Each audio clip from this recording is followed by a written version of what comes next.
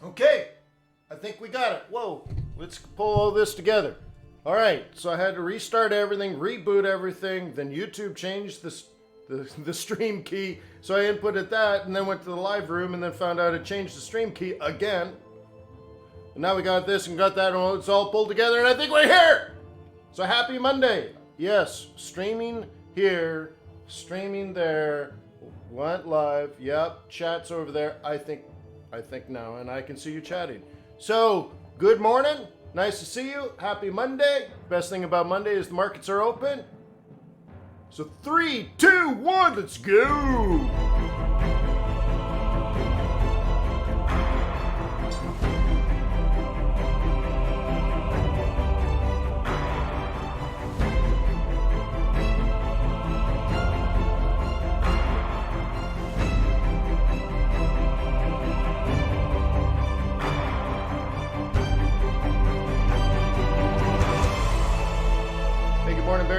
Actually, I got a ton of sleep yesterday, so trying something new. But I know how you feel. Anyways, let me remind you that trading is risky, not appropriate for everyone. Your past performance, good or bad, is not necessarily indicative of future results. Please stay small, stay humble, focus on the long term, and never risk money you cannot afford to lose. Hi, my name is Wayne. It's really nice to meet you. Welcome to my home.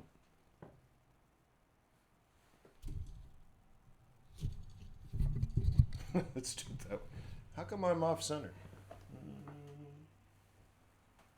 Still off center. Anyways, good to see you. Good morning.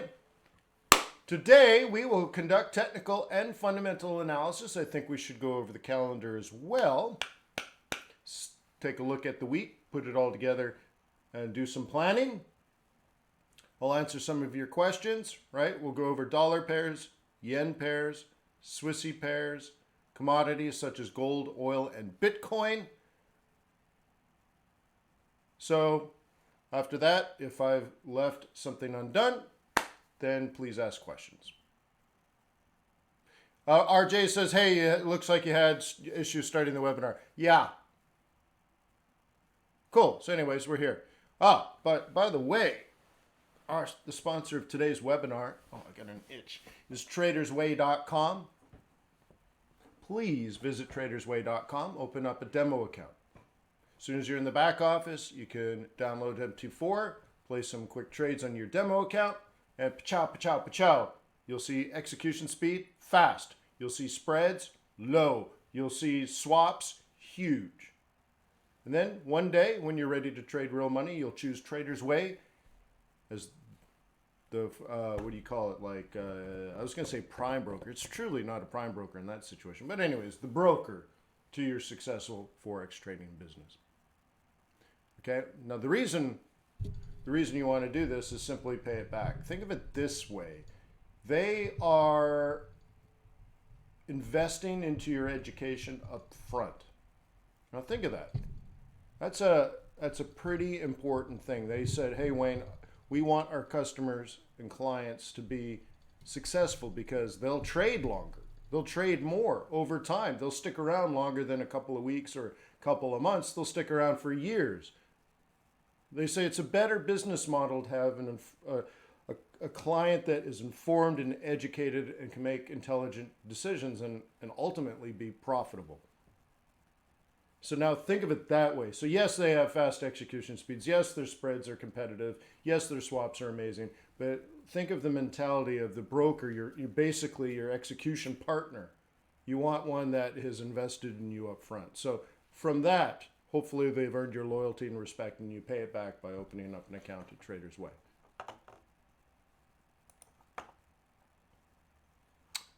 Oh, you know what? I gotta put this link. Hang on. Copy, and then I gotta go to chat. Is that it? Yeah, I gotta go to chat box. Hang on now, and you don't put it there. Where do I put it then? Browser source, maybe. No. Hang on. Let's see. Chat box, charts, viewer count, alert box. Frame, image, webcam, charts, browser sort, chat.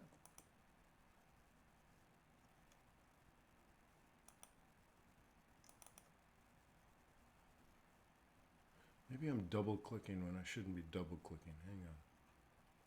Source. That's not it either.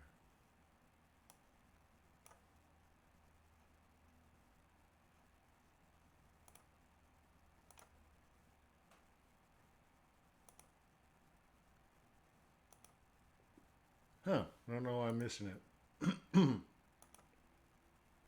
I'm trying to plug the chat in there on the left-hand side.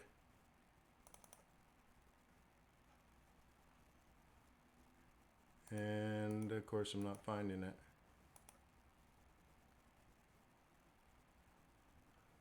Wah! Anyways, all right, we'll figure it out some other day.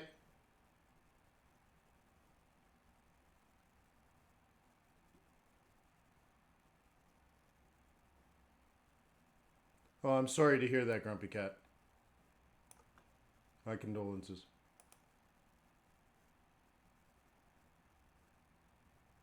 Yeah, maybe. It's not me, Hope. It's not me. All right, so where are we? What are we looking at? Dollar pairs. Okay, I guess this makes sense. Okay, so I did some day trading yesterday. One of the things you'll see is I'm long this. I'm long this. And I'm long this. What congruency am I displaying?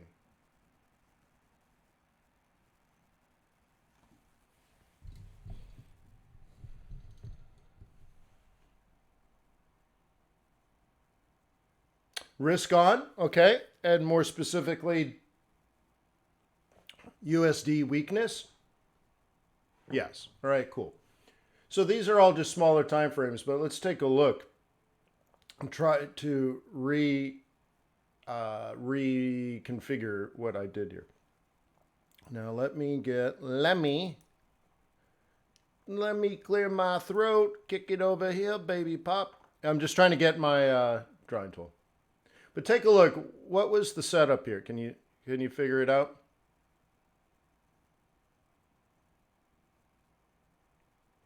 Okay, good. I got my drawing tool. Okay. Now on this time frame, would you consider this support?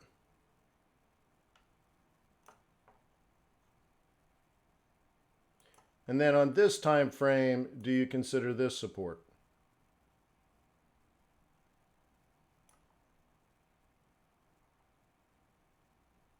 Okay. You see what I mean? It's not 55 to 200.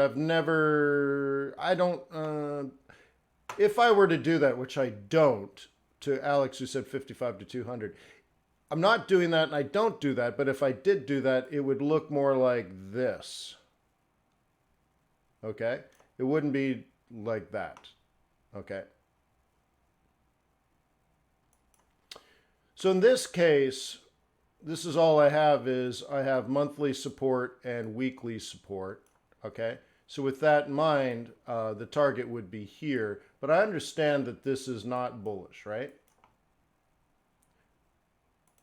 So, you know, this is where you keep it close, right? So you can see now if I drop out of the 1 hour, if I drop to the 5 minute, you can see my stop is at break even, right? So not risking a whole lot. And now, where would I be challenged? I would expect that this sort of area here is the first challenge. And the second one is this area. Okay. So I'm hero or zero, and this might happen. This will probably happen. But I have the opportunity. No, but Mr. Highvolt, I didn't say risk on. This is just a day trade. It's simply this area here, this time a month, sets up a plausible counter trend. Okay, So you can't mix it up. It's not a fundamental play. It's not a position. It's not a carry. It's nothing but a day trade. Okay? So we have a weekly support inside a monthly support, inside a plausible counter trend scenario. Okay? And I took it at market open. Okay? It's Monday now. I took it on Sunday. Okay? So I don't see it as a fundamental play like risk on. It's not a macro play. It's the trade I was given. And since I'm a trader, I traded it. Okay? Now, it's not all roses, right? So let's take a look at this one. Let's move it to a 1 hour. Okay. This is a slightly different scenario. Okay? This is monthly support. Okay? Otherwise known as MM2. Okay? And this is weekly support, otherwise known as weekly M2. Here's the market open. Okay? I'm long. My stop is now at break even, and the target is here. Okay? Where will I be challenged as a, right? Where will the bears challenge the bulls?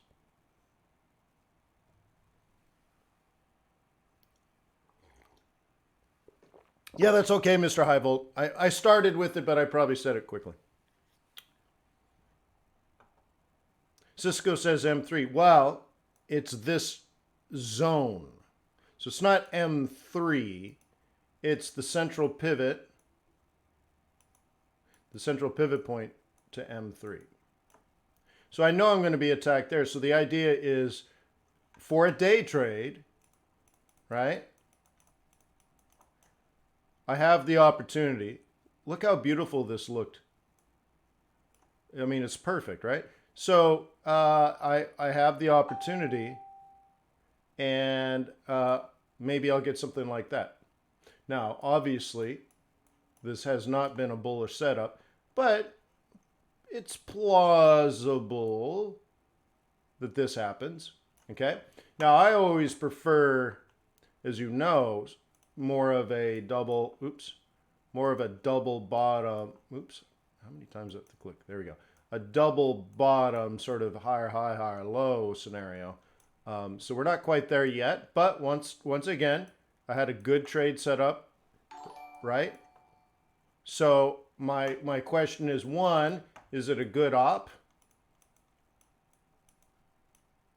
And two, how certain am I at getting my trade to break even? Okay? It's like one of these things in sports, and I've said it before, so I'll say it again. Sometimes you got to shoot when you're open. You got the puck, you got the ball, whatever, and you got a clear shot at the net. You didn't really expect it, but there it is. You should take it. Take the shot. You probably won't score, but you can't score unless you shoot. So it's kind of one of those things where, yeah, I have permission to take it. It's an aggressive trade, but it's the trade. Now, my other opportunity, but again, this is London Open, right? And I'm sleeping at London Open. So this is the one given to me. I'd rather maybe have this one. Okay? But I didn't have that one at that time. Now, if it had opened up here, let's say, yeah, probably would have done that. Now, I would have been worried about a double bottom, but every time you have a shot, you gotta worry about something, right? So that one is also at hero or zero. I can't lose any money. And then this one hasn't quite worked out. So let's take a look at this one. We'll drop in. It's even more bearish of a market. Okay. So that's the trend.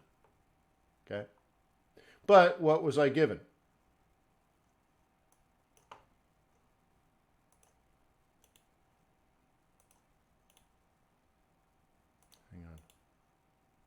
La la la la la la la. Just want to make sure this is set properly. Yeah, it's set properly.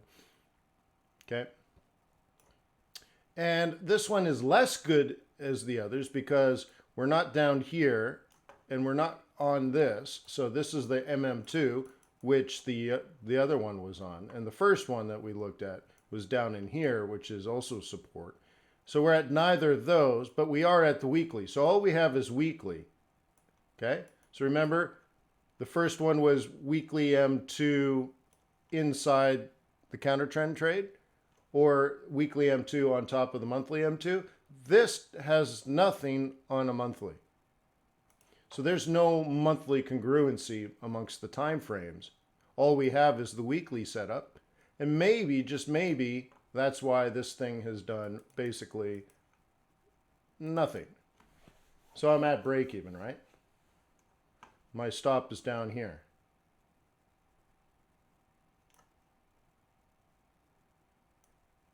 Okay.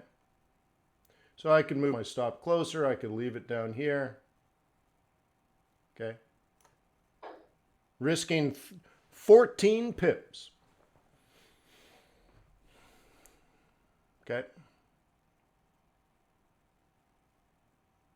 Interesting, right? So you can see the quality has produced different results. Baby G says, Wayne, do you move your stop to break even much faster for day trades? No. I don't. You have to understand, guys, I don't want to get out of my trades. So a true scalper, and one day I will put together a scalping course for you guys because it's a different mentality. But a scalper wants to jam their stop really quickly, right? I don't want to get out of my trades because I'm not wrong. Right? If you think about how conservative and disciplined you are, and how much you plan your trades, and how well your setups are because you have the patience and discipline to wait for good setups. So if I take the shot, I'm right. So I don't want to jam my stop because now we get back to this idea I can be unlucky. So I either want to be wrong and take a good loss, or I make money and I expect to make money. I don't expect to be wrong. So if I jam my stop like now, I could be doing this, let's say half an hour early, it drops down and then it goes back up, okay? I'd rather just say, look, I can afford the 14 pips. If it makes a new lower low at New York Open, yeah, I get it. I don't want to be long anymore, okay? But I don't want to get unlucky because some snap of volatility knocks me out for a loss, even if it's a small loss. Well, then why did I spend all that time doing research and analysis, right? You see what I mean?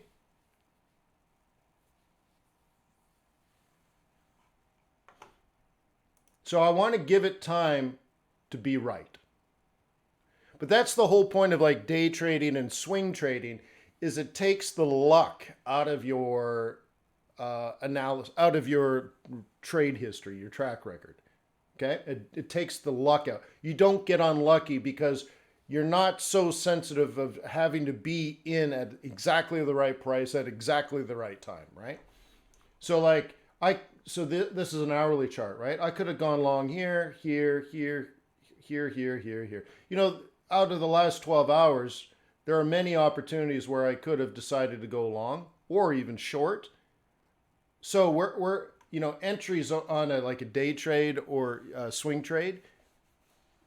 The timing of your entry is in like buckets of like hours. There are hours and even days for you to set up a trade and enter, versus a scalp, which is you could be 8 minutes late and it'll cost you 50% of your profits, right? Like scalping is at the right place at the right time and you do the right thing. It's absolute total perfection, right? And if you're 8 pips late, that might be 20%, 30% of your profits, where it really doesn't matter. I could have gone long here, here, here, here, here, and here, and it'd be basically the same trade.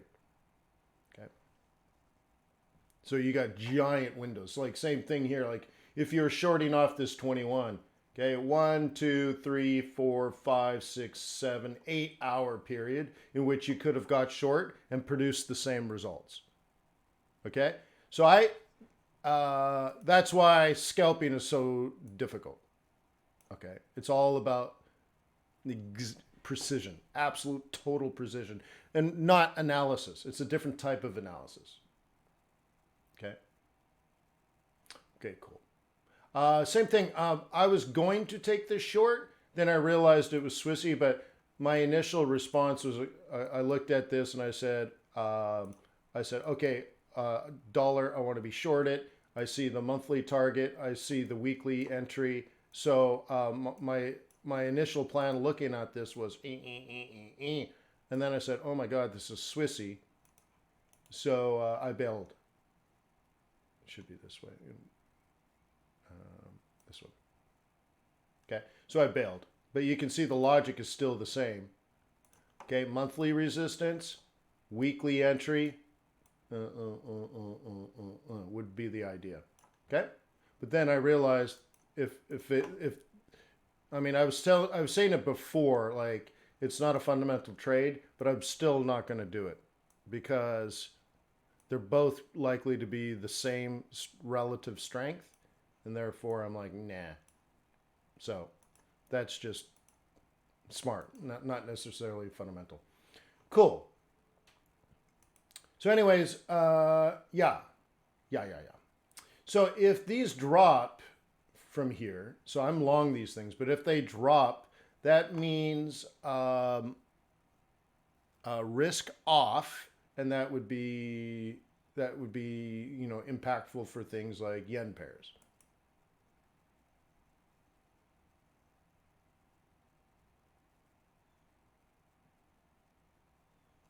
Hope, if people are dying, it's risk off.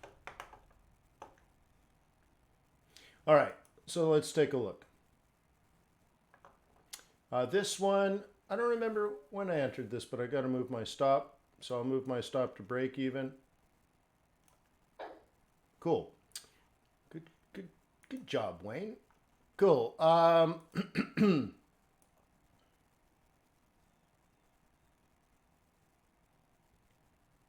Okay. Now, obviously, we got a test going on here. So the market, because the market respected it so well, we're really unsure of what to do. Okay. But on a weekly basis, the market is saying it wants to keep it below here. Now, I'm actually supposed to be short up here, not down here. So that makes my entry quite vulnerable. So what could happen is the market could come up, hit this level, which is a roll reversal, unfortunately knock me out, and then continue mission down to the weekly M1. Okay, so because of a poor entry, I face a break-even trade there. Okay, really I should be up high. Okay, I should be up here at the triple top. Okay, not sure what I did. I might have done this on a smaller time frame, sort of a move like that on a smaller time frame. Honestly, I don't remember. Let's change this template here. Take a different look. Oh, loo, loo, loo, loo, loo, ooh, ooh, ooh, ooh, ooh, ooh, ooh. Peter brings up a good point. Why am I long, what was it? Euro dollar, and short euro yen? It's a great question. Why is this?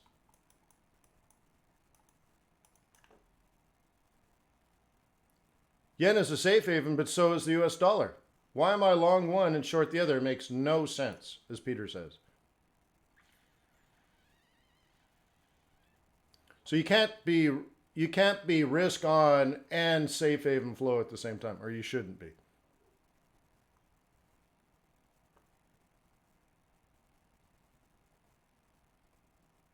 What's up, Heath? Because Euro USD is a day trade and my Euro Yen is a swing trade.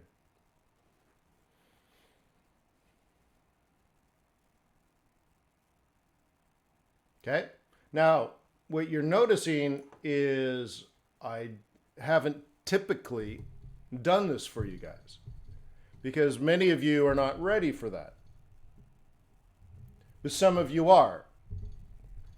And I'm putting together a day trading course that I'm going to start doing on Monday, by the way. Okay, but this has to do with multiple time frames.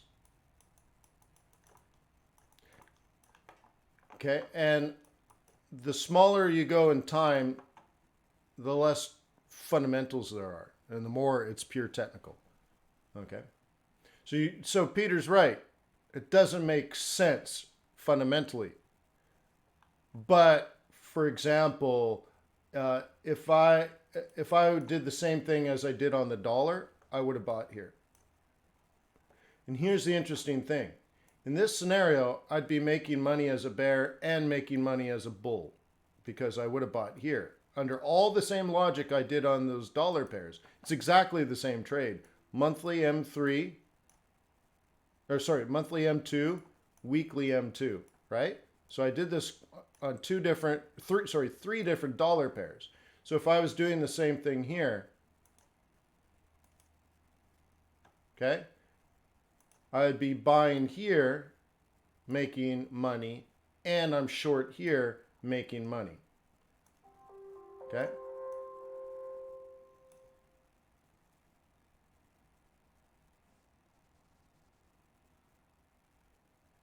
I could have, baby. I could have. There's no rhyme or reason. I took the ones I took. Pro Trader says nice hedge. I'm not interested in hedging. I'm interested in making money.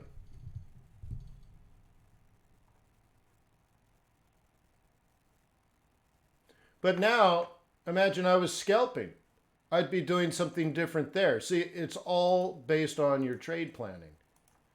Okay? I wouldn't trade the same on a 1 minute chart as I would on a daily chart. I mean, technically I probably would, but not sort of, I guess, fundamentally, right? The closer you get in time frames, so like 1 minute, 5 minute charts, 15-minute charts, for example, not so much 15. I'd say 1 minute and 5 minute charts have a lot to do with volatility. And that's why I enter my trades here, but when I scalp on small time frames, right? And a 15-minute chart is a trade that's going to last for the intraday. So I would trade those 3 time frames for the New York Open. From New York Open to London close. Okay? Okay? So that basically 4.5, 5 hour stretch I would do entirely on the 15-minute chart, 5-minute chart, and 1 minute chart. Okay?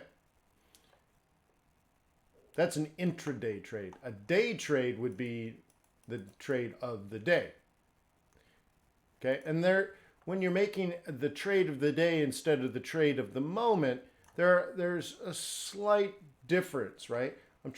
In time frame, and I need a little more fundamentals than I would just like what's going to happen in New York. Because what's going to happen in New York relies heavily on what happened in London. So for example, New York is likely to do one of 2 things. Okay?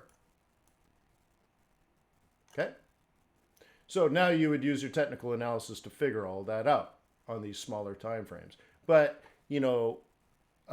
if I'm trying to figure out the trade of the day, it's more like your logic is much more like it's going to go up or it's going to go down. And now you need a little bit more fundamental analysis, like you're caring a little bit more about risk on or risk off. You're caring a little bit more about the trend. You're caring a little bit more about pivots. There's just a little more to it. Okay. Okay. And the higher out you go, the more information you're going to need. Cool. So these ones are still moving along. These are still moving along. I got my challenge points here already marked out for you, so let me just use them. Okay, these are my challenge points. I marked them last week. Okay. You'll see that we have a 2155 KISS, and that they should be expanding down at this point. If you have trouble eyeballing whether these moving averages are contracting or diverging, you should use the moving average diverging convergence indicator.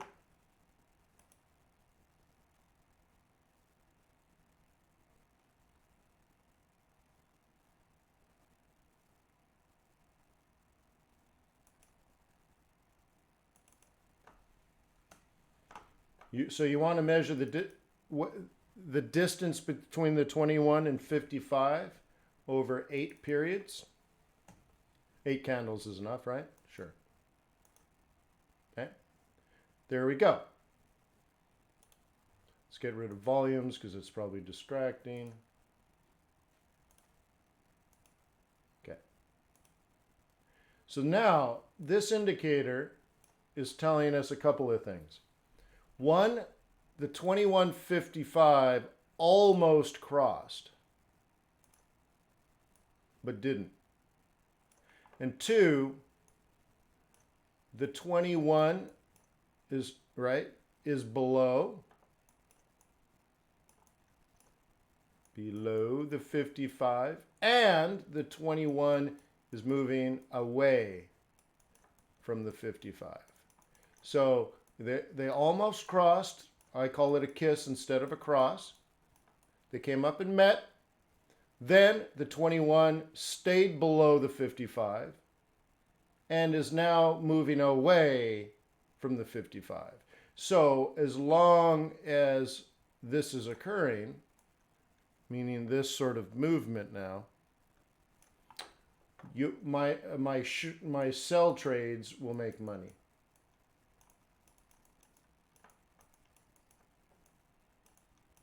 Okay? As long as that's happening, I'm confident. That's what it's showing me. It's saying, hey, Wayne, you're doing a good job, buddy. Stay short. You're golden. How'd you like a friend like that? You're like, I don't know what to do. What should I do? And your buddy says, hey, man, good job. Stick with it. You got it. This is yours.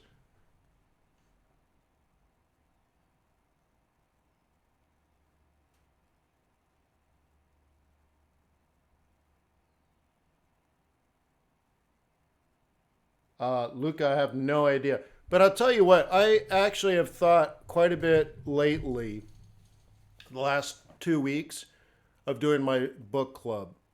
And I'd like to do a big to-do. I'd like to really make the book club big, like a big deal. So like I by and large have never read anybody's book about trading Forex, because when I started there were no books. So now it's other people after me. You know, so maybe there's a level of arrogance or something. But there's also a level of fear, like I don't really want to know what other people do because God forbid I stop doing what I'm doing. Okay? But maybe I'm at a maturity level now that after 20 years, you know, maybe I do want to see what other people are doing. Not really for the sake of me, but I'd like to learn. And then if they do something for you that makes you a better trader, I'm happy. I'm happy for you. So like I've been saying for many years, like what I do, the way I use this MACD, for example, the way I use my moving averages, the way I use certain tools and stuff. It works for me, and this is what I do, but it's largely irrelevant. So like you might have bad trading habits or just bad habits. You might have a whole stack of bad habits, and you try to do exactly what I do, and you fail. But it's not because it's what I do, it's because of the stack of bad habits. And then you go try Elliott Wave, and that sucks for you, right? And then you go try something else, and that still sucks. And what it might be is that stack of bad habits. And I've realized that over the years. And so there, I've never tried to show some illusion where my way is the only way. I think there are many ways you can trade Forex and make money as long as you're patient, disciplined, stay with the program, do the analysis properly, set the trades up properly, take the trades properly, do your job right. The actual technique probably doesn't matter that much. I mean, there are some things that do matter, but you don't have to be like another Wayne, nor do you really want to be, right? So now I'm intrigued. I'm like, well, what if we like met hundreds of other traders that have different backgrounds and stuff, but inevitably, I think, here's my theory here. If we brought on 100 different people that wrote books on trading Forex, so they've certainly thought about what made them successful, I think we'll find that there is a lot of congruency in what the sort of the general strategy is, right? Like when the market's falling, people sell. When the market's rising, people rise. And how do you know the market? Some sort of analysis fundamentally or long-term or something, right? Right? Somehow there's going to be a lot of similarity, but then the actual tactics are slightly different or even quite different, but it ends up being the same thing. You're selling in a downtrend, buying in an uptrend, or you're counter trending, and that leads to, you even if you didn't counter trend as a trend trader, you would understand it because you understand trends. You're like, oh, I get it. Okay, he's trading the up. I get that. Well, I'm sitting around waiting for the next down. Cool. But you'd say, oh, I see what they're doing. And you're like, oh, like it'd be really interesting food for thought. So, yeah. So anyways, I think we should do it. Cool. So anyways, going back to this, guys, right? This is what I was saying. Oh, look, 2155 kiss. Okay, and now it's angled down. So as long as it's angled down, I should be fine. And probably until we get to this level. And then if we're down here and it curves up, I may consider taking profit. Okay?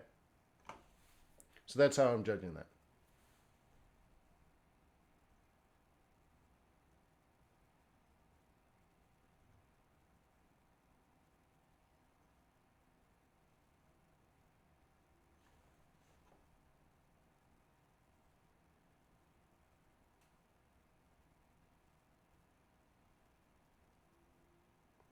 Wayne, are you going to make a play for the RBNZ?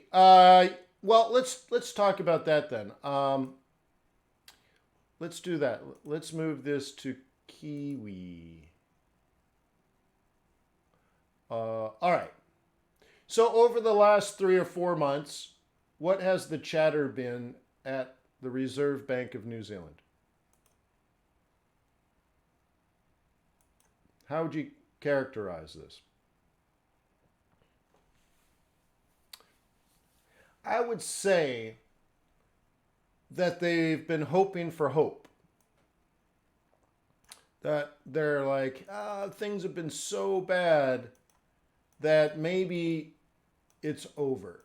And then we start thinking about like, oh, China's doing a stimulus and China and the United States have agreed to a trade deal. So like all of that risk is now gone. So they're very optimistic, right? Okay, now talk to me about this. Okay, the virus. Did this exist in a big way at the last RBNZ meeting?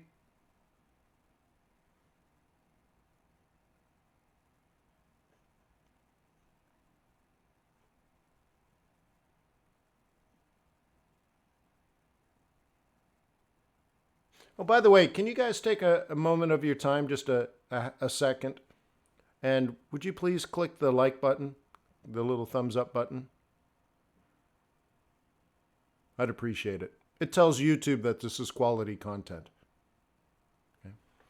All right, so the virus wasn't there at the last meeting. Okay, so China took 1 week off for holidays. right? What, another week off for the virus. And now, sometime in the next week, maybe factories open, right? Or not. Okay. Has the situation in China improved? It doesn't look like it. We're about to cross 1,000 deaths, right? The numbers that I'm hearing now, right, are, what is it, 40K have it, 1,000 dead. So, what, 2.5% kill rate? Yeah. Chengdu in lockdown? Yeah. So, is any of this good news for New Zealand?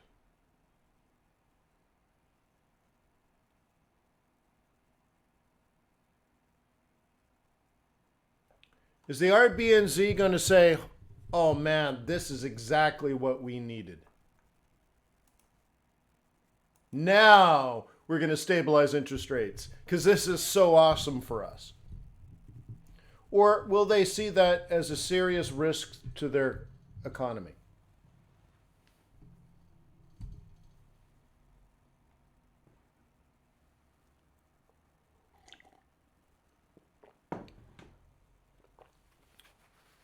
Okay, well then, so it's funny, the question to me is funny, but it tells me where you guys are at, so I'm glad you brought it up. It's like, so, right, it's Monday. The meeting is what, on Wednesday, Tuesday night? And you want to, and you're setting up your trade plan now? It's very, very, very, very, very, very late. It's very late to be thinking about it now. Okay? So, for example, the swing trading group meets on Thursdays. All right? So that we can set up all of next week. So to wait till now, where we're already in the week, very often you've missed the boat. I mean, there'll be some crumbs to pick up, but, right? With the virus now, okay, this is your resistance last week. And if you felt last week that the RBNZ would not have positive news because of the virus, then this is your plan, guys. Okay? But, you know, setting it up 24 hours before the meeting is, I think, too late. Too late. This is Thursday. This is when our group meets. Okay? And we're meeting because this is what you'd expect by the end of this week. Okay? So you should be short at 71 going for 69. Okay? And then probably even lower. Okay?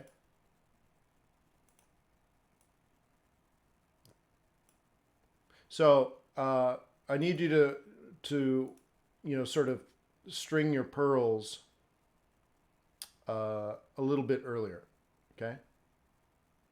But like what I said, it's not that complicated, right? Is bad for Aussie and Kiwi because what's good for Aussie is good for. Well, don't think of it that way, guy Barry.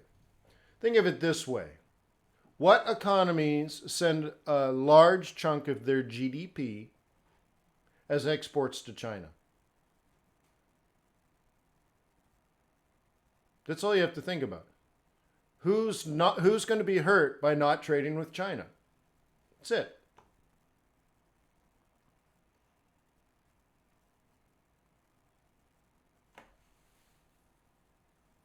Well, pro trader says USD, but the thing is, it's true. USD, right? The U.S. economy does a lot of business with the Chinese economy and vice versa. But the U.S. economy is the largest economy in the world. They do a lot of business with a lot of countries. They do a lot of trade with Canada. They do a lot of trade with Mexico. They do a lot of trade with the UK. They do a lot of trade with Europe. They do a lot of trade with Latin America. They do a lot of trade with Asian countries like, you know, Korea and Japan and so on and so forth. So yes, it would hurt the United States, but 70% of the US GDP is the USA. And they also have business they'll continue with Japan, right? And India and South Korea and Canada and Mexico and Latin America and the UK and Europe. They're still doing business with all these partners, okay? But what if, right, on top of that, 70% of US GDP is in the United States. So, like, it won't cripple the United States. But what if, I'll make up a number just as an example, but what if 70% of all exports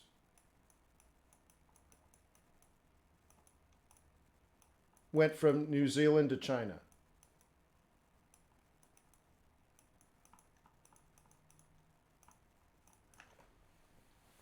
Would New Zealand notice? And you might say, oh, Wayne, but, 70% might go to Australia.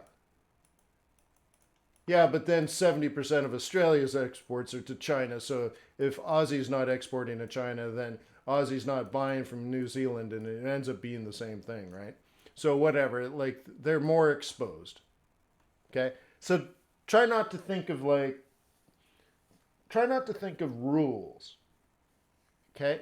Even though I do believe this is like Newtonian physics, I want you to focus more on the why than like, I don't want you to say, well, there's, an 82.1% positive correlation between the New Zealand dollar and the Australian dollar. I'd rather you focus more on the why. Because you're going to have to explain it to your clients one day, right? And giving them a bunch of statistics doesn't make you feel good. It doesn't excite the soul. So, for example, we human beings make emotional decisions and then we justify it intellectually, right?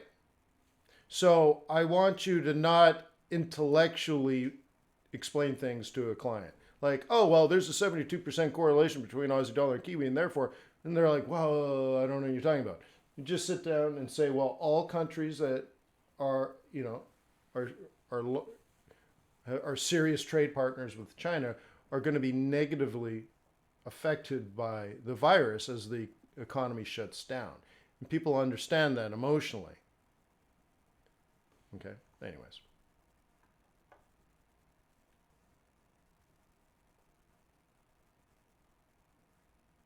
Y equals GDP. Actually, it's productivity, and GDP is one measure of productivity, but yeah.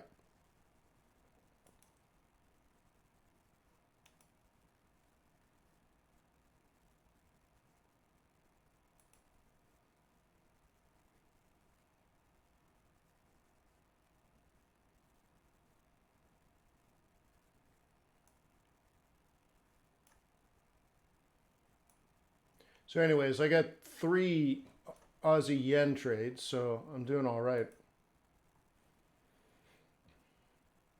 We got to get through this support, and we should be on down to the next challenge zone, which should be our target for tomorrow.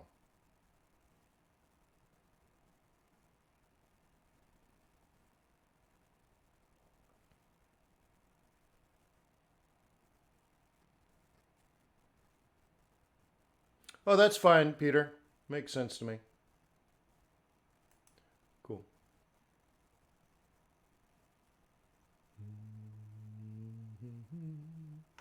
So yeah.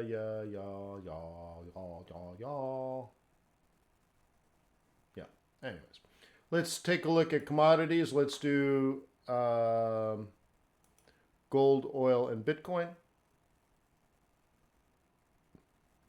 Well, it'd be the same thing. We just talked about the dollar and we just talked about the yen, so it'd be the same thing.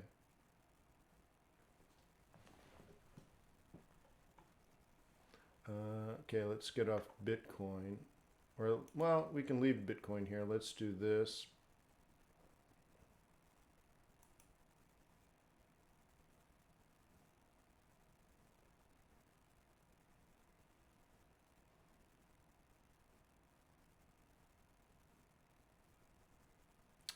Morris says, Wayne, do you recommend traders pass the CFA levels? Well, that's finance. So I don't think it'll make you a better trader, but it would certainly give you a respected qualification. So getting a CFA designation would be the equivalent, in my opinion, of an MBA, but all finance focused. So if you want to calculate convexity of bond yields, great. It'd be a good thing, but it wouldn't make you a better trader, just like the Series 3 didn't make me a better trader. But it certainly didn't make me a worse trader, right? Yeah, but nobody cares about that, Hope. In fact, you got to be careful a little bit.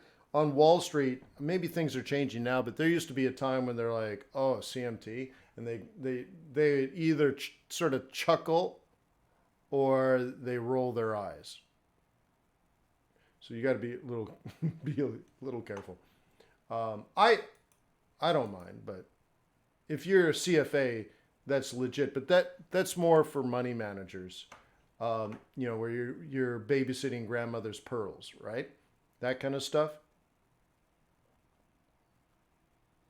No, I don't, Prince.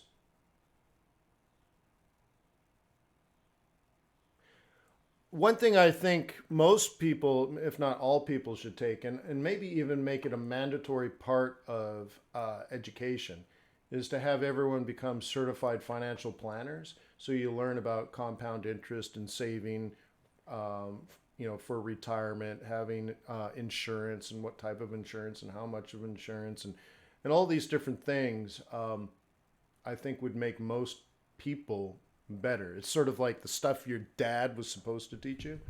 That's what the CFB is.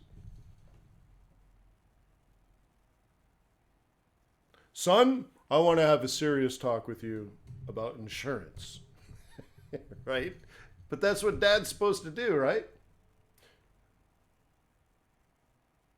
You're going to get married? Let's talk about what you need to do to protect your family, protect your assets, right? So, for example, when my children were born, within 1 week they had a social security number, and within 10 days they had a college savings fund open and funded. They were like 10 days old. They already had a social security number and a money account. Okay?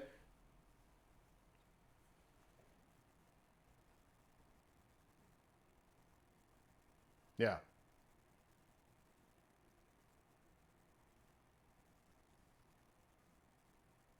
I thought the Series 3 was difficult. AML is actually just interesting. It's like how to run your business properly. But, oh, the Series 7 now is long and drawn out. Yeah, so Series 7 used to be no big deal. Now it's so convoluted. None of it has anything to do with anything. Most of it has to do with regulations and compliance, and which makes sense, but it's probably too much. And Series 3 I thought was more interesting, but I did take it a long time ago, so maybe they've made that convoluted. There was a lot of questions like, how many years do you need to keep your track record? How many years do you need to keep customer complaints? How many years? And, one of them is 3 years, the other one's 5 years. And how many years are you supposed to do this other thing? And how many years, like, if you make a change to the website, who do you have to notify? Who has to approve it? And how long do you have to keep a record of that change being approved by your, compliance officer or whatever? And you're like, that one's 2 years, and the other one's 3 years, and the other one's 5 years. 5 years for the track record, 3 years for the complaint. All these different things, right? And it's silly. There's a lot of that. Lots and lots and lots of that in the Series 3. But then other parts of it were really interesting. Like if you were a grain elevator operator and you were buying wheat at such and such from farmers and you were worried about volatility in the price, would you hedge? Would you hedge with the future? Would you hedge with an option? Or they do these other things like you're an oil refinery and you're worried about the price of jet fuel going up, but the price of let's say gasoline going down. How would you handle this, and what would be the appropriate strategy, right? And then they'll ask you you're long Kansas City wheat, but you're short Chicago wheat. What kind of trade is this, right? You're long, or how about you're long soybeans but short soybean meals futures? What kind of trade is that? There's a lot of stuff, and I find it's interesting, right? Because before that, I didn't know like you could buy Kansas City wheat and you can short it, or what if you're long Canadian wheat but short red winter wheat or something? Like what conditions would create that type of trade scenario? And you're like, oh, this is really interesting. But hopefully, so it sounds like Javier did the Series 3 and found it easier than Series 7. So maybe the Series 3 has changed.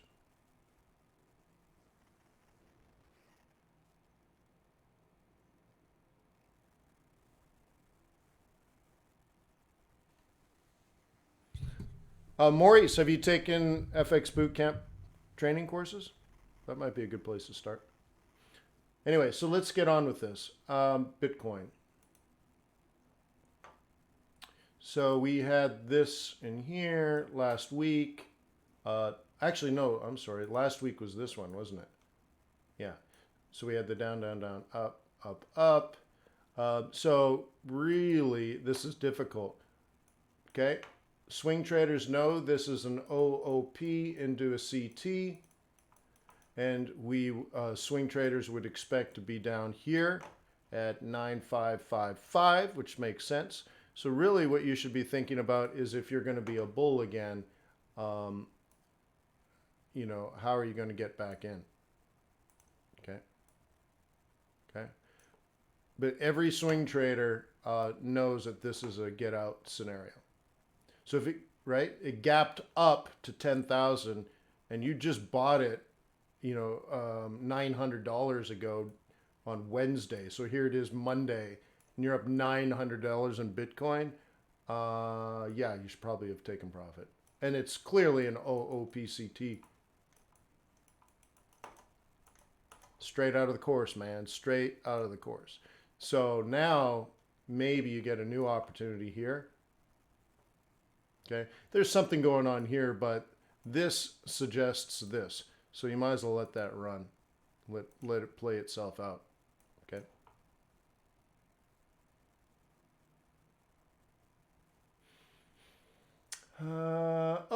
Kiwi Swiss franc. All right, let's do this. We haven't looked at our Kiwi Swiss franc trades in a while.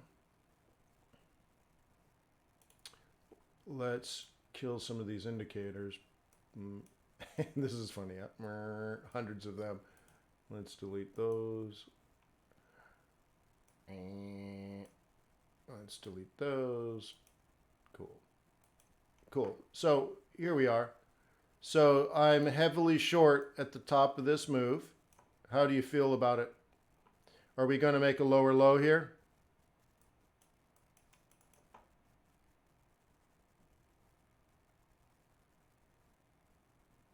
Okay.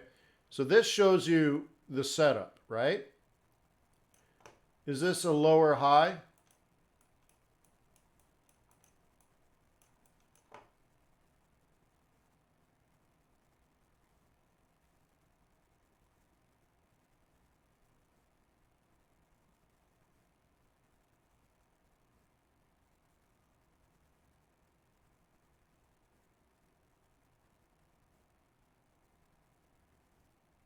Okay? So what does a lower high predict?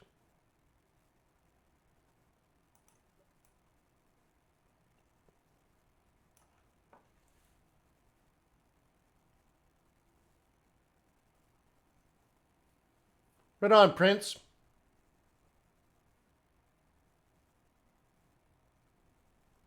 Yeah, like I said, I don't think I do anything amazing or revolutionary. So I'm just trying to teach you proper skills, just sort of be a role model. But, you know, it's almost certain that you'll become a better trader than me. Yeah, predicts a lower low. Awesome. Okay, awesome. So let's move to a lower time frame now. And it's the same thing that we saw in a higher time frame. Isn't that cool? Down, down, down, down, up, up, sell. Down, down, down, down, up, sell. Right? Down, down, down, down, up, sell. Down, down, down, down, up, sell. And hopefully we get a down, down, down. So look at the roll reversal. So you can't quite see it there, but here's a roll reversal. Okay? So here's the old support, right? That predicts the next sell zone. Here's the old support. That predicts the new sell zone. Here's the old support. All right, in fact, let's see if I can get rid of this part. Okay? That's all I'm doing over and over and over and over again. So, if the past does help us understand the future, then we will make a lower low lower than that, and we'll probably sell around here. So I'm already looking at a week, maybe 2 weeks from now.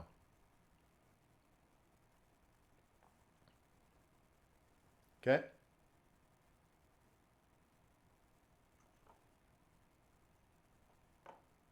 Okay?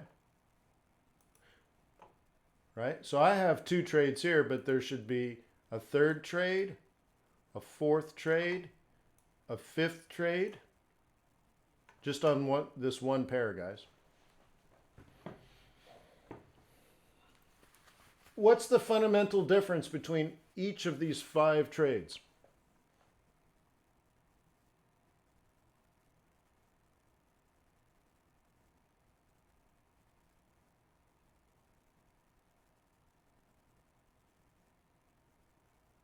None. It's the same trade. So why do you look at 27 different pairs every day and not take any trades? Why do you look at pair after pair after pair and you're like, I wonder what Kiwi Pound is doing today?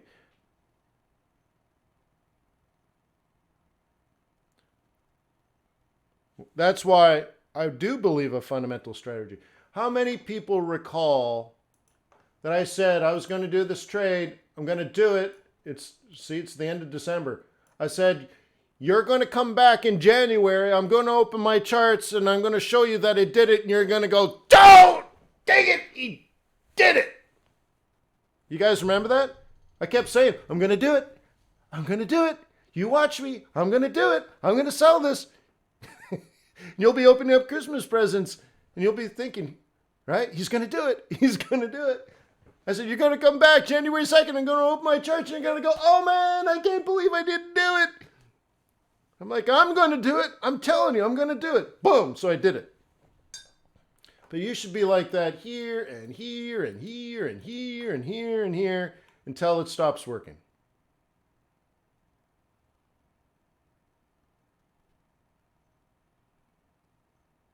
Luca, I drop in. I definitely drop in.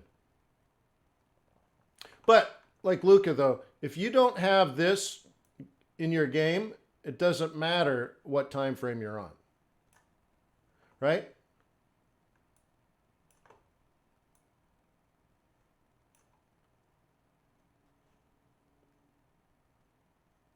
So do you need to drop into a 5-minute chart to take this trade? No, not really. but you should.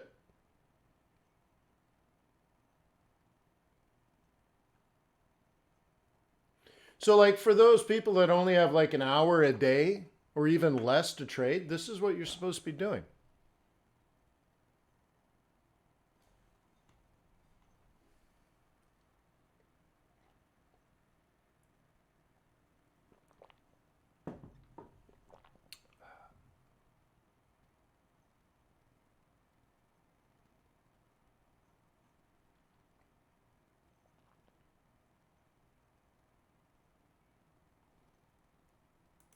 Okay, so again, if you're one of those folks that only have an hour a day or maybe an hour a day only a couple of times, 2-3 times a week, you need the day trading course. You need to join the swing trading group now so you get the day trading course and the swing trading course and the live group all rolled in one. You need that now.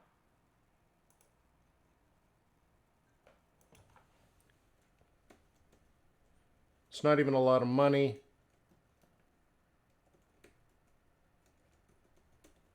So you should get on it.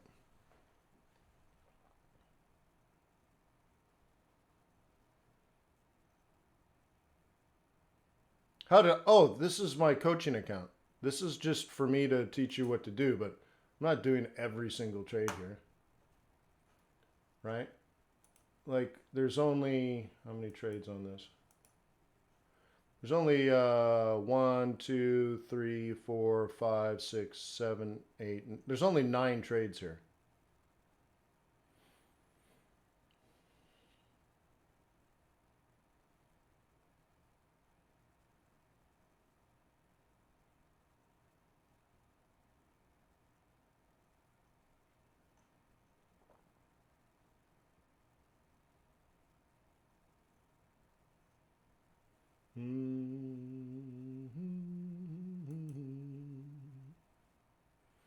La la la la la lo. Lo lo lo lo. Oh, I know what I wanted to do.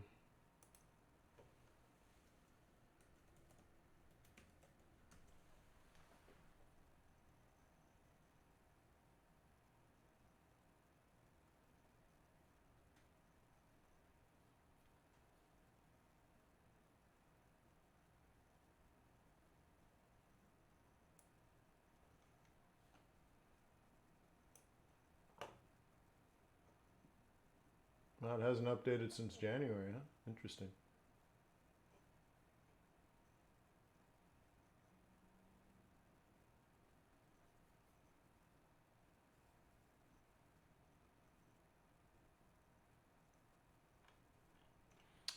Okay, now.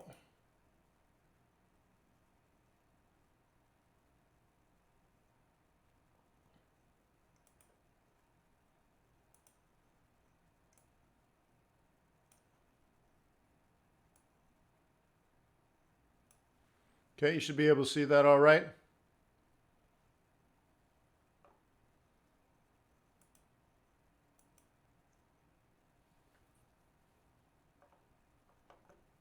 So here's what we were talking about. It's tomorrow night, so Wednesday, Asia. The RBNZ statement, decision, statement, and conference. Okay, and I just can't fathom them saying things look great. We're super excited about the future. I just can't fathom that. But that's me, anyways. Then followed up by Australia and Canada. So we got 3 awesome commodity currencies, right? We have milk, we have gold, and we have oil, back to back to back. Now, of course, 24 hours apart, but still. Okay? Milk, sorry, dairy. Dairy, gold, oil. Boom, boom, boom. I thought we did those. I started with those, Lungster. Okay, and then all the way Thursday, CPI. Because it always happens in the middle of the month. Okay. So US CPI, probably on trend. I don't think there'll be anything radical. Retail sales is another good one, but we also know that the consumer is spending. So the only outcome that would matter is if there was a significant decline in spending. But people have jobs, as you know. The NFP was red hot. So people have jobs, people have money, interest rates are low. They're going to spend, dude. You guys remember my speeches years and years ago where I talked about trickle down economics? And it, right, when the I think a lot of the conversation had to do with Europe too, where I said, you know, in the United States, it's when the average Joe is rich. The guy that works in the warehouse is driving a Cadillac Escalade and has a giant big screen TV in his apartment. That's when, you know, America's, you know, a sign that everyone in America is doing well, and that's when the economy is booming.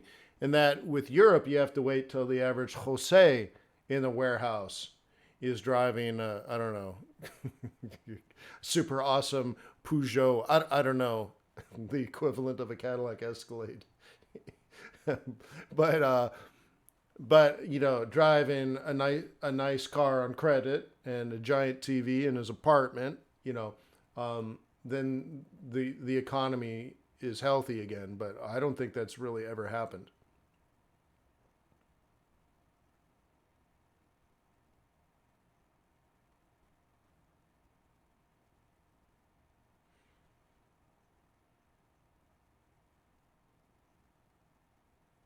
Right?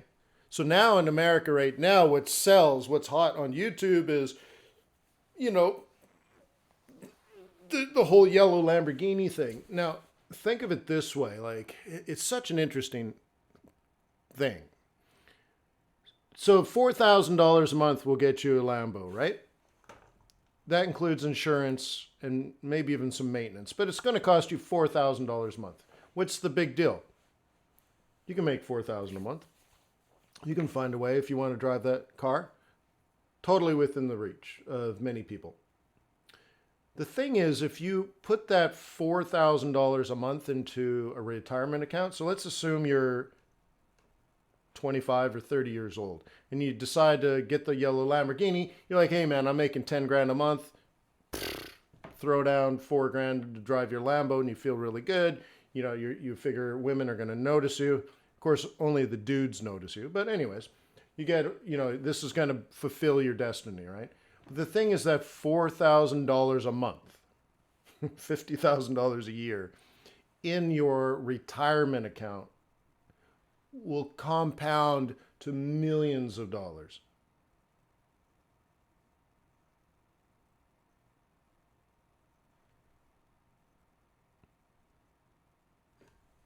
Who do you mean we, Peter?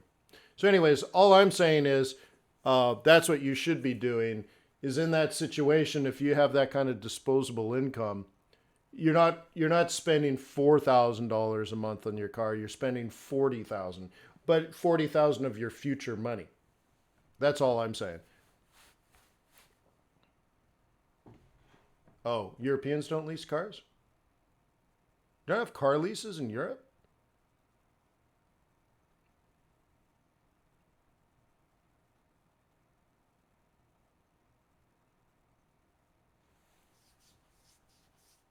Like you know, when I met with BMW, I guess it's been 6 or 7 months ago now.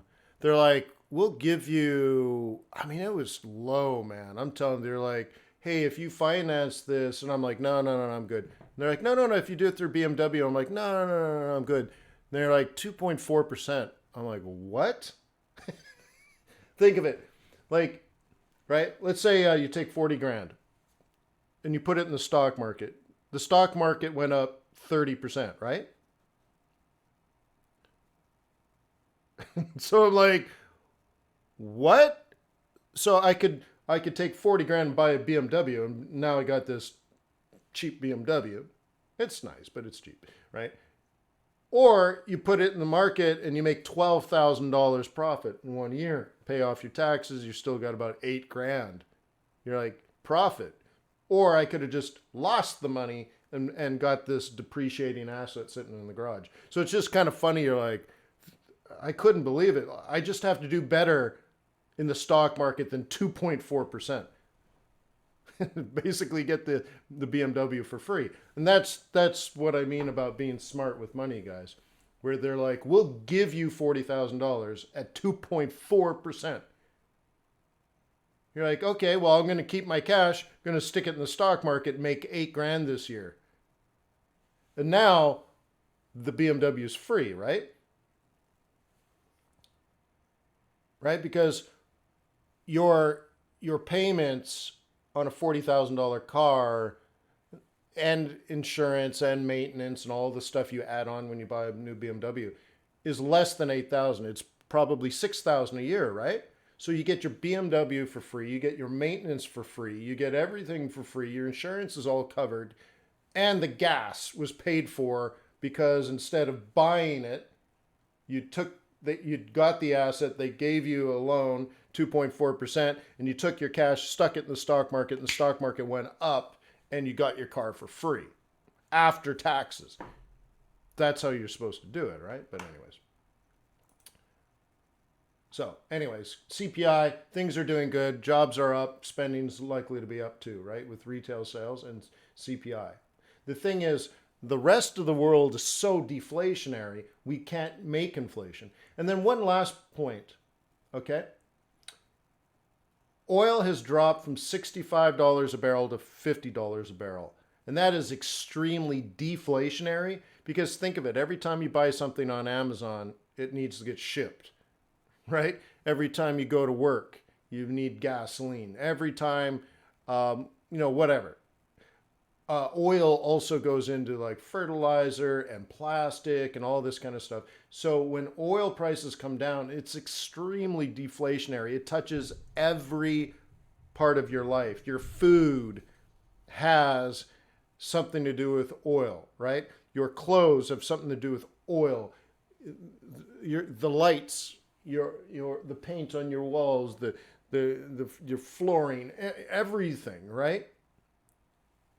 Has something to do with oil. So imagine everything is hit by this deflationary move. So is CPI going to be up?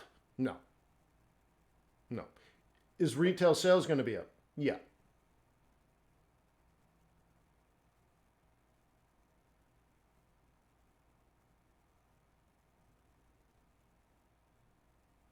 Right?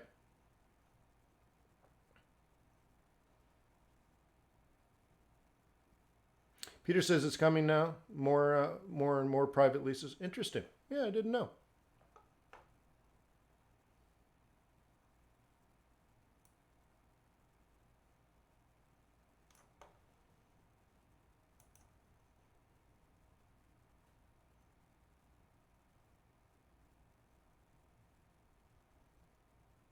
Oh yeah. So Javier, that's all I'm saying is it's very short-sighted economics to say, well, I'm making 10K, so it's only 4K.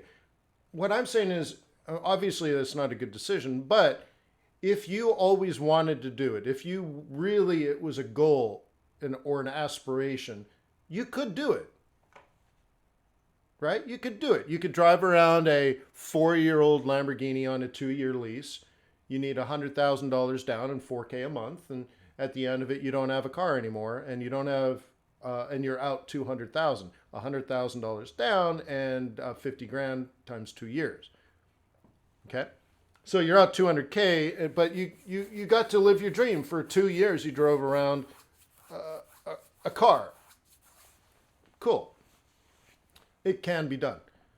All I'm saying is if you had put it in a tax-deferred retirement account invested into the S&P 500, right, compounding for 25 to 35, 35 to 45, 45 to 55, 50, compounding for 40 years, you threw away millions of dollars.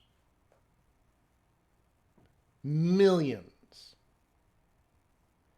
So do you want to drive a yellow Lamborghini for 2 years?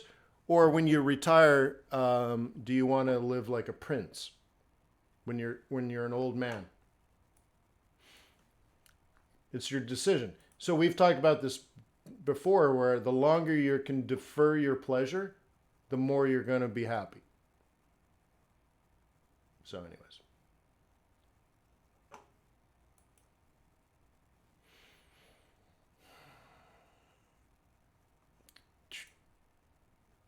Yeah, so this one I'm out. It's fine. It's fine. I showed you how this one was even more mediocre than the other ones, right? So that's cool. So back to risk off, which I totally get.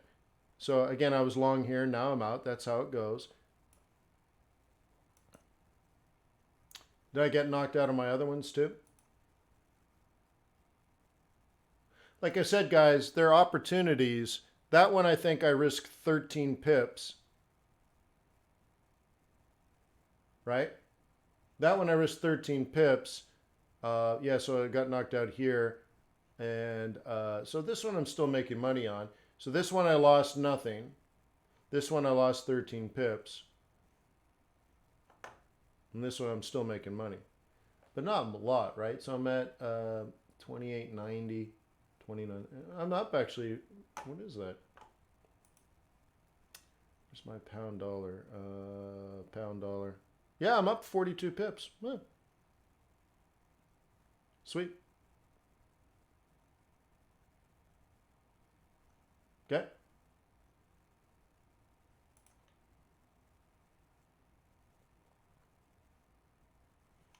So if you want, I could make it a true break even.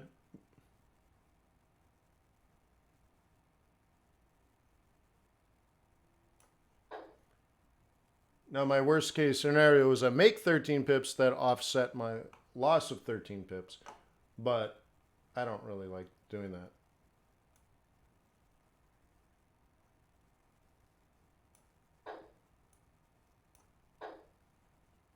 Cool. Neat. So anyways, had the opportunity. All right.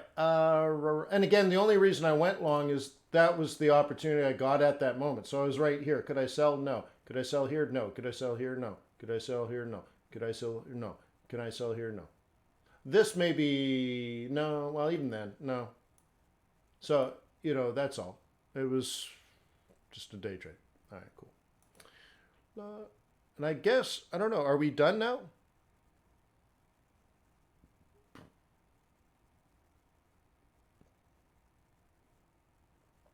Oh, how to do that? Dan the man wants to know how to close all the trades at the same time. Let me show you one thing you can do. I believe I got this on this chart. Let's do this one.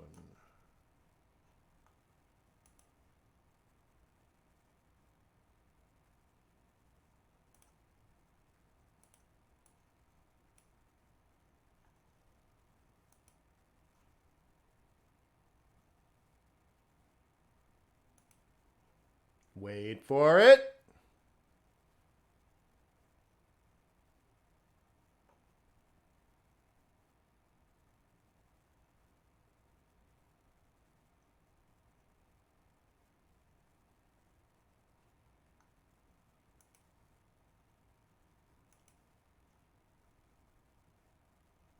Hmm.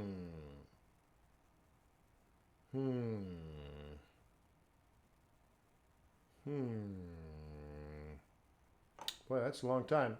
It's a script, so they're slower. That's too slow. So let's go through here. Let's see if I did it. I don't see it here. So that's turned on.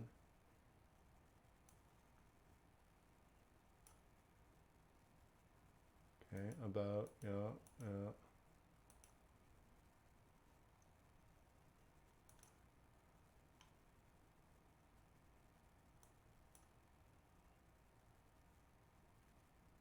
There we go. So this has a close all button.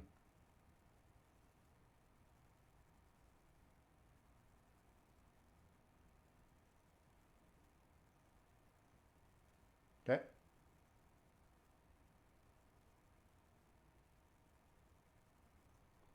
Now this is showing me on this trade, I'm up 45 pips.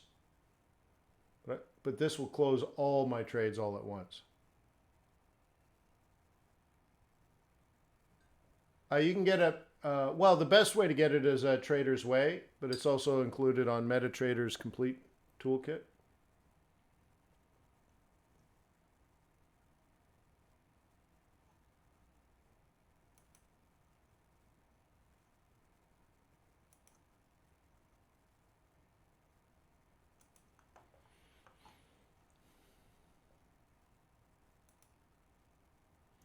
I wonder where this came from. Quick deal price ladder. I guess it's just the name. Or is this a different version of it?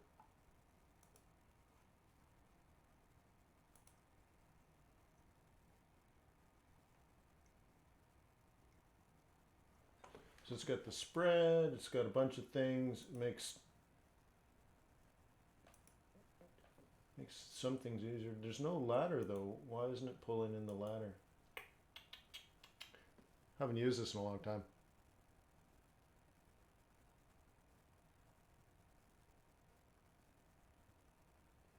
Yeah, typically like on a pound dollar or a euro dollar, the way that it all converts out is basically a dollar per pip. That'd be correct. Because you got to think like, so you can dumb it down based on that information. You need to make 100 pips to double the money you risked, right? So a lot of people, they say, oh, Wayne, I made 1,000 pips, but what they're looking at is the fractional pricing. I don't even know how to show the fractional pricing. But they're looking at the fractional pricing, they're adding it up. And I'm like, dude, you invested $100, but you're only up $10. That's not 1,000 pips, that's 100 pips. Right? Or whatever. So, yeah. You don't need 200 to 1, Dan. It's silly. There's no need for it.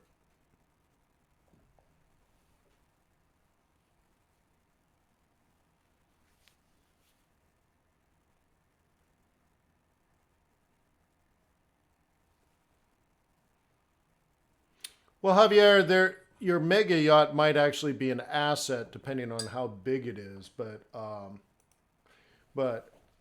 you know, let's say a boat big enough for 12 people in a beautiful location like the Caribbean. I mean, I was just looking at one in the Seychelles, right? Sleeps 12 people, comes with a skipper and I think a crew, which is two, the skipper plus a crew of two, of which one is also the cook, right? Um, and that's two master bedrooms, two bedrooms with, I think more like bunk beds, and then crew's quarters is off to the other side, right? There's a living room and two dining rooms and all this kind of stuff, right? And it was like 20 grand for an entire week. And you can go there and go to the islands and jump in and swim in the water. They have a tender so you can go out to the islands. You could have dinner out on the back deck. You can go up on the fly bridge. There's living rooms and beautiful kitchens and lounges, and people are like cooking you private dinners and stuff like that. Living the dream, and it's 20 grand.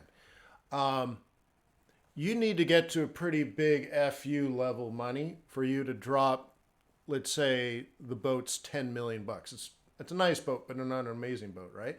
But now you got to maintain it, and you got to have a full-time skipper and a full-time staff and insurance, and even the gas is 20 grand when you fill the tanks, right? Like, you got to get to a pretty big FU money to say, you know what, I want to take on ownership of this boat, when you could just just use it. And then next time you go, you're like, I don't like this catamaran, right? Because the wonderful thing about that is my wife doesn't like boats. You know, she gets seasick. So like the catamaran is much better, especially if you're in the Caribbean or the Seychelles, where the water is much more shallow, right? So now you're on this giant catamaran, you know, that is really super wide. So you walk in the boat and it's huge, right? Um, 20 grand, dude. It's yours for a whole week, including staff and food and kayaks and all these different things where you could drop that pretty easy at a Ritz-Carlton if you're doing all that kind of stuff, right? So why would you throw away millions and millions and millions of dollars and hundreds of thousands of dollars a year when that could just be in the stock market making you money, right? You see what I mean? If you had 10M in the stock market and it went up 30%, golly, you had $3 million there. How many times could you rent a yacht?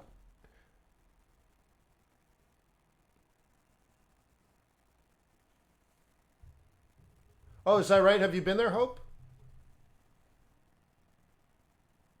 I haven't made it out that way, but I've done some reading about it.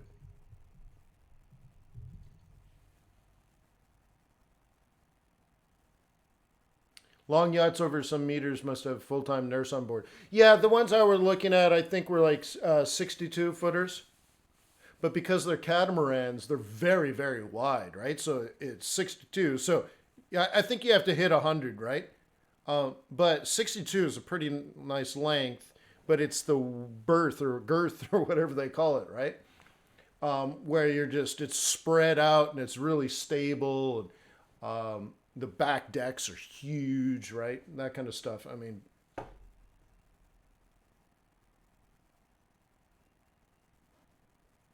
yeah, so that's what I'm saying. You would never want to earn it. You wouldn't want to buy one, right? You never really want to buy one if, I mean, again, if you had millions and millions and millions and millions of dollars of disposable income that you could throw at a boat, you would just have that invested making you money and now your boat's free.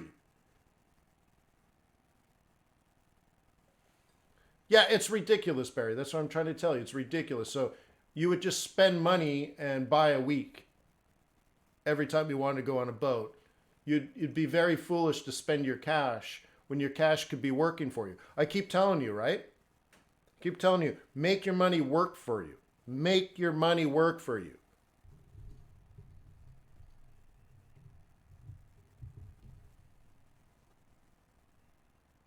Okay?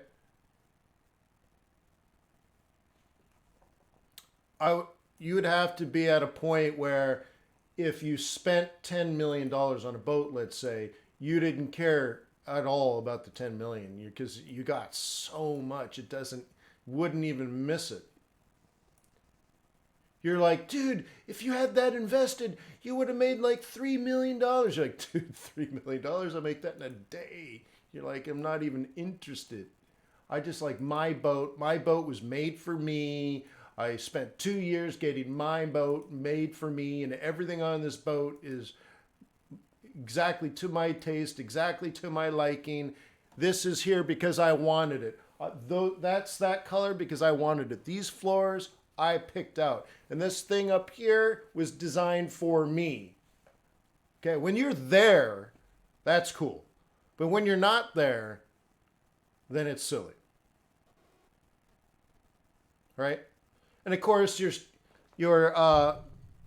bourgeois nouveau riche, if your yacht doesn't match your boat, right? Or your plane, I mean. If your plane and yacht don't match, poser. All right, so anyways, I think you got my point. I'm not there yet. No, I'm a very normal person. I'm a very normal person.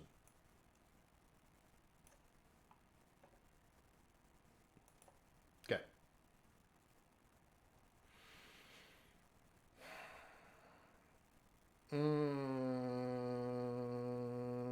I think we're done. I think we're done. We'll save. We'll keep our powder dry for tomorrow. Thank you for being on my team. Thanks for hanging with me. We did dollar pairs, we did yen pairs, we did Swissy pairs, we did day trading, we did swing trading. I covered the calendar, and we talked about some fundamentals, and then we just kind of goofed for a little bit. So I hope everybody got something.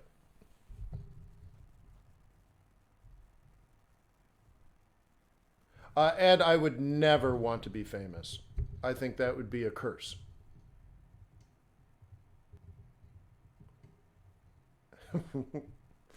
Dan's like, are you making 5 figures? That's funny.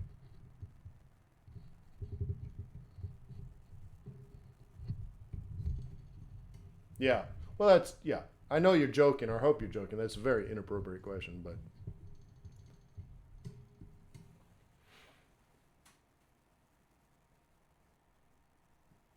Well, then how come I haven't been invited to Kenya? Put 100 people together in a room. Let's go. I love me in Kenya.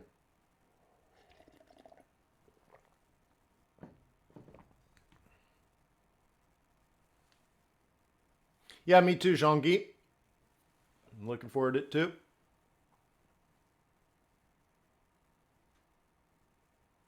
Well, Dan, I've been doing this for almost 20 years, Danny boy. So why don't you get to know me first before you start asking inappropriate questions? Many people in this chat right now have known me for 15 years. All right.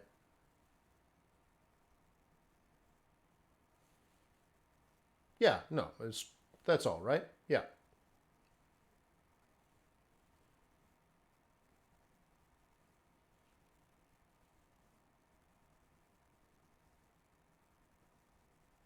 Sure, trade when he gets a few money, he'll still hang out here. That's cool.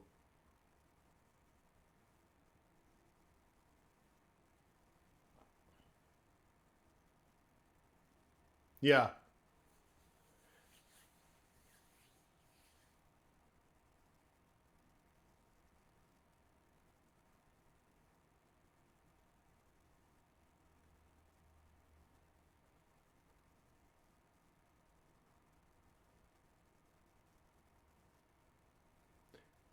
Yeah, Raphael, just email me, Wayne at fxbootcamp.com. Last time I was in Africa, it had to do with Ryan. Ryan's like, I'm putting together this group, right? We're going to bring you here and you're going to meet with us live. And I'm like, really? That sounds cool. So you got 300 people together? And I was there. And then it was done. They're like, thank you so much. We want to take you to Kruger National Park. This is what people come to Johannesburg to do. You can see the big 3. And I said, you know what? That's awesome. That's like a life dream of mine. But I got to get home. And I got on a plane, flew home. I was just there to meet the good people of South Africa and talk about Forex. Flew in, met everybody, did 2 days of speaking, got back on the plane, flew home.